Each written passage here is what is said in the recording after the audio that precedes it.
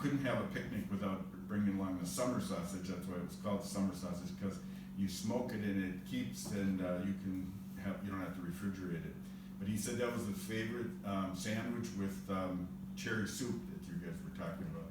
That to him, that was a good summer lunch, was summer sausage sandwich and cherry soup. Then I came across this another book is Flavors of Washington County. Now, some of you live in Washington County.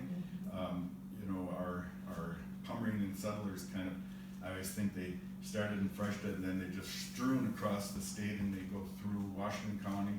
Of course, it was all, when the Freshtas came, this was Washington County, and then into Dodge County. But there's some really good old-fashioned recipes in here, some from my relatives that they contributed. But again, you can see the influence of the old German cuisine from these old recipes. And it's kind of funny because people put their recipes in here and they didn't even really think about the fact that, again, they were using 20 pounds of flour for their bread recipe, and then they said, make sure you fire up the oven for a half an hour before you start the bread. And that's the brick oven out in the backyard. And that's really intriguing, and unfortunately, they are really disappearing.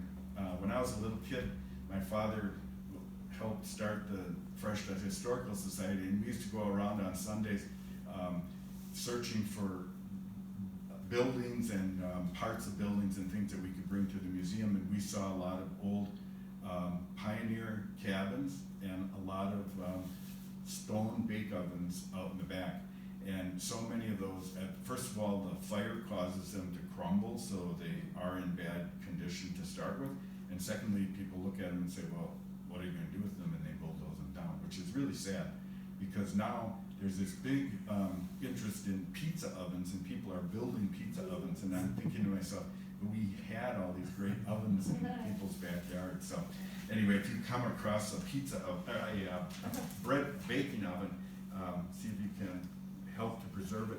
In Germany, you'll find a lot of towns that still have a village oven, and those are in trouble too, because I see them, nobody is having any interest in them. They're boarded up, and I'm sure that when somebody wants to put a gas station there, they're going to be gone too. So that's kind of a interesting bit of past that we have, sometimes with us and sometimes not. But anyway, as I went through these recipes, I found some things like these old standbys that people thought they had to have.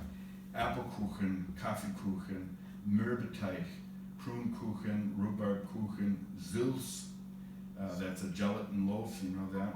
Summer sausage, Kirschenklees, ham, how to cure, smoke, how to make, cure, and smoke ham, pork sausage, pork spare ribs, head cheese, Kopfkäse, vegetables mentioned in this cookbook. Which one was this? This is,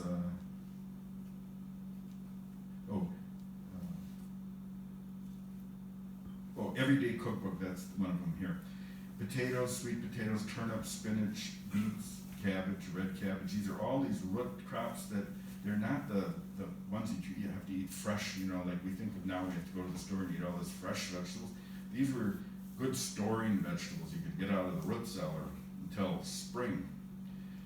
And then we got pickled beets, rutabaga skillet, German potato salad, Zeus, pickled beef tongue, pickled pork hocks, liver sausage, raw potato dumplings and spare ribs, cherry soup, beef rouladen, dandelion salad, Himmelfutter, raisin nut cake.